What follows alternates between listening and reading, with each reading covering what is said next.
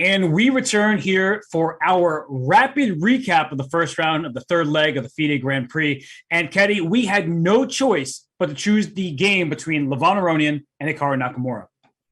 Yes, because these two players got the most of the Grand Prix points in the first leg, and now they are playing in the same group category. So only one player can make it to the semifinals. And let's take a look what happened in the game where Aronian plays with white pieces and Hikaru plays with black pieces. Well, we had a Queen's Gambit accepted, which at least is a bit of a surprise, but not when you consider that Levon Aronian has faced this in a previous Grand Prix tournament against Leonard Dominguez. So, Keti, as we walk through the opening stage, white takes control of the center, black trying to cling on to this extra pawn. This move queen to b6, all of a sudden, white's pieces are so active. Yes, and when we create a lot of threats now, queen is hanging, queen goes back on b7, queen has to keep the eye on c7 squares. There will be a very unpleasant pin coming there. So bishop f4 was played here. White still wants to play knight c7, and black goes with e5, just like this, sacrifice on a pawn. White accepts this sacrifice. And now the things goes really, really complicated. We have seen already this kind of position and opening in the other game for Aronian played against Dominguez. So you guys also can take a look at that rapid recap and try to find what is the same and what's the difference between these two games. It's always nice to have a video to show everybody what happened in a previous game. But knight d7 was that move. It stops knight c7 check for the moment because this bishop is loose on e5. And importantly, this knight is covering b4 because the bishop would love to swoop in. So bishop f4 first, knight to f6, now knight c7 check, king d8, and knight takes a8. And very importantly, if this bishop were to come to b4 with check, that this bishop can drop back to d2 so the king doesn't have to move. So queen e4 check, knight e2, queen takes a8, and here, Keti, was where the game deviated from the predecessor of Aronian Dominguez. Yes, and we were expecting here that there was a home preparation of Hikaru Nakamura, as he knew the earliest game of Aronian, where, by the way, Aronian was blitzing out, and he played their f3 move. Then we had something like knight d5, and all this kind of strange-looking moves. There, the bishop went back on d2, and it's very, very beautiful game. You guys have to check it out. But today, Aronian went something different, and he decided not to play f3, but to go to queen to d2. Yes, queen came to d2. There's no bishop b4 check, so the queen stops that. The knight came to d5. The knight went to c3. Saying, I'm happy to trade pieces because I took your rook. You only took a knight and a pawn. So take me on f4. I would like that. So bishop b4. Bishop e2, rook to e8. And here, Keti, was an important moment because it's so tempting to get the king out of the center, but that move drops some material. Oh, yeah, I don't want to do that because after castle, you lose the control and the guard on e2 bishop. So black will take the knight on c3 first, and then take the bishop on f4. When queen takes this knight back, then e2 bishop will be hanging, so you don't really need to do that. So instead of this, white was actually forced to move the bishop away from f4 square, and he went bishop to g3, and now white is ready to castle on the short side. That's right. So black went knight to f6, trying to get another piece active and go for the pressure on the pinned piece, and castle kingside, knight to e4, and the queen slides to c2. So at this moment, Hikaru decided to play bishop f5, but knight takes c3, pawn takes c3, and then taking back with the bishop on c3. If you take back with the knight on c3, you're about to see the evaluation go very high here, because after bishop f3, this queen is not very happily placed in the corner with the bishop slicing across the board. This pawn on h7 is also hanging, so white's pieces come to life. That's not good news. So the bishop would have had to take on c3. The game remains very complex. But Keti, in the game, instead of going for this, we saw bishop f5, and after bishop h4 check, f6, bishop f3 was played, and now there are all sorts of pins in every direction. Oh, yes, both sides are pinned here. So there are some complicated variations here. And black goes with bishop to c3. He decides to take the knight first because knight on e4 was hanging, and yeah, black doesn't want to trade that much pieces. And now black goes with g5. And the threat is that if you play bishop to g3, this bishop will be captured by the knight, the queen will be under attack, the rook will be under attack. So this is just a great scenario for black. But Aronian don't want to go on that path, and he decided to make a fancy move here, leave the bishop on h4 hanging, and to go for rook to a1 first to attack the knight on e4. So if black takes the bishop on h4, white will take the knight on e4, and this will lead to the massive trade of the pieces. And white's up material and has a safer king, so trades are not good for black. So in this position here, after bishop f3, bishop takes c3, pawn takes g5, rook e1 first, knight f4, and here Levon made such a good move because bishop g3, there were some complications after knight takes g3, protecting this bishop, which attacks the queen. He says, have my bishop on h4. If you take, in comes queen a5 check, I'm taking b5, this rook, this bishop, this pawn, this knight, all under attack. White's pieces are so harmonious here, and black is in big trouble. So Hikaru felt that he couldn't allow this queen a5 check, even though he doesn't win a piece. He instead played the move queen to b7. But Keti, Levon was not going to stop.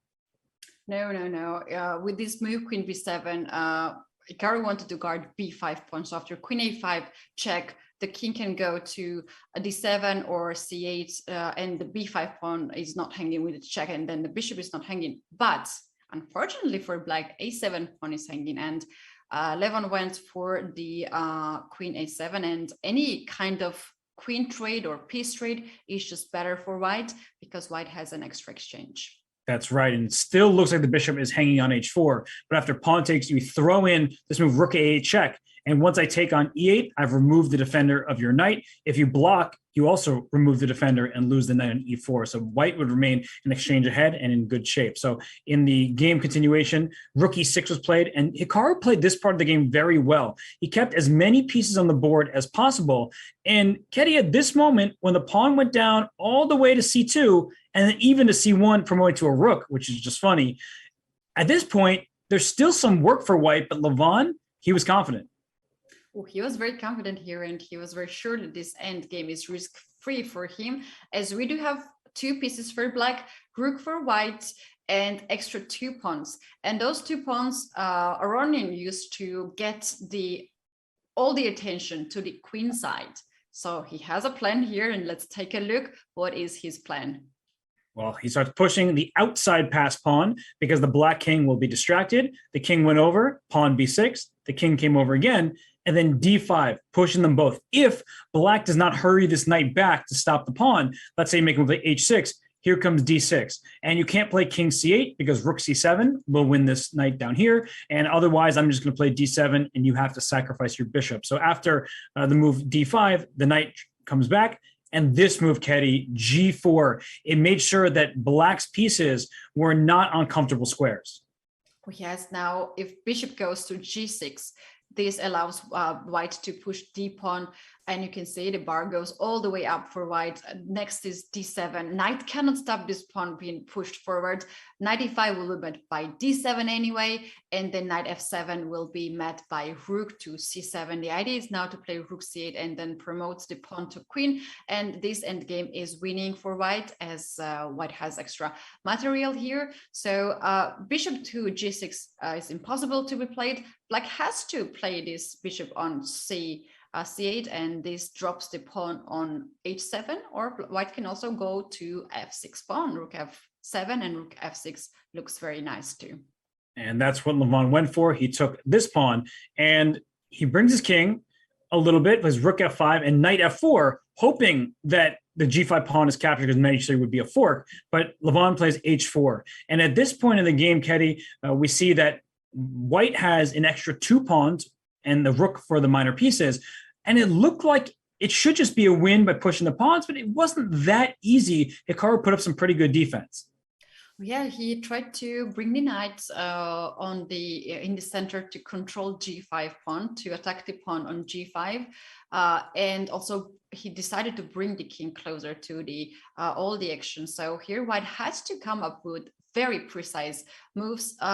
As the rook now is hanging, the rook has to go somewhere else. It goes to f7, and white's idea here is to play f5 to cut this diagonal, cut the bishop from the diagonal, pick up the h7 pawn. But that's not so easy, because if you play f5, then black can play knight e4 with a check, and this knight can take the g5 pawn, and the things can get a little bit slow here for white.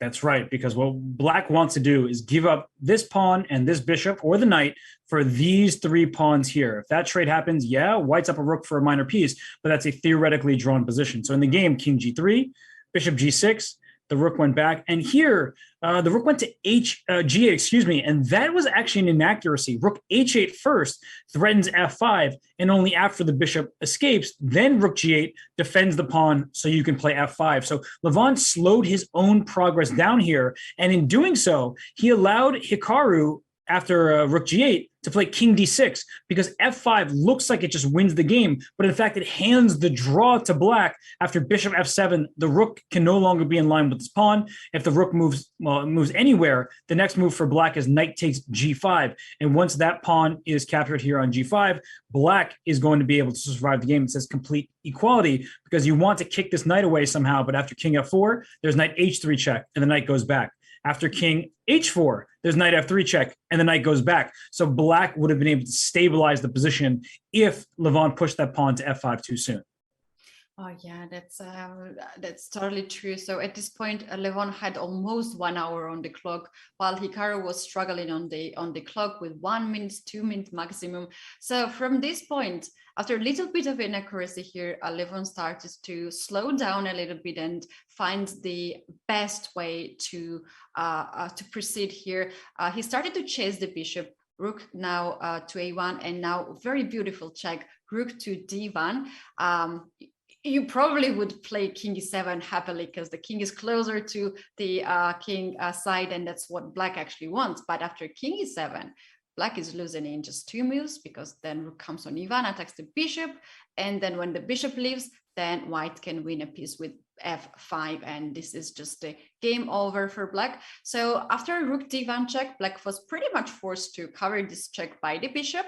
And now we have this pin, and white has some time here to make next moves, and rook d2 was played here. Just giving it time, turn to black, as black is a little bit into zugzwang, and now knight has to go away, which allows white's king to get more active on the king side, h4, h5, h6, and start to create some danger on h7 pawn. Yeah, a quiet move like rook d2 is so nice here, because it also allows the rook to go to h2 and put pressure on this h7 pawn while black is frozen. So knight went to c7, king h4, and now it's too late. So the knight went back to e6, the pawn goes to f5, the king protects his pawn on g5, and after knight c5, the king went up. And here the final touch of this game was quite nice. Rook takes e4 check, giving up a rook for just the knight. But the point was, after king takes h7, knight takes g5 check. And all of a sudden, black is actually going to be able to hold this game. White looks to be in good shape, but white is having to watch out for the sacrifice of the piece for the 2 pawns. If you play king g7, bishop e2, already threatening bishop takes g4, followed by king takes f5 with the draw on the table. So that was what Levon wanted to avoid. Keti, he takes the knight on e4 here, and then the game is just over because the pawns rumble. Yes, and it is impossible to stop these 3 pawns. Black even tried to take the pawn on g4, but that's not enough at this point. Here Hikaru decided to resign, as if king captures g4, then f6 can be played, then g6, and these 2 pawns together with the king, they are just unstoppable. So that is just a game over for black. That's right. So the final position was this one. 3 pawns were too much for the bishop to deal with, and that is your rapid recap. So Levon Aronian, he takes the lead in Group A, which is so important for the overall Grand Prix standings. And in the other game in that group, Yesapenko Oparin, they split the points. So as we look across the 4 groups, Keti, I would say the most surprising result of the day, and even how it happened, was Predki against Maxime Vachier-Lagrave. Yeah, it was quite a surprise here to see the lose of the Maxim Bachelegram that early and in that way. He chose really risky variation, and he tried to be a little bit greedy to capture the pawns on the king side. That did not really work out for him. So we do have the leaders, all leaders in all the groups after a first round, and we do have Dominguez leading now the event in Group B, Prike in Group C, and Vidikov showed his best technique in the Rook Endgame, and now he's a leader in the Group D.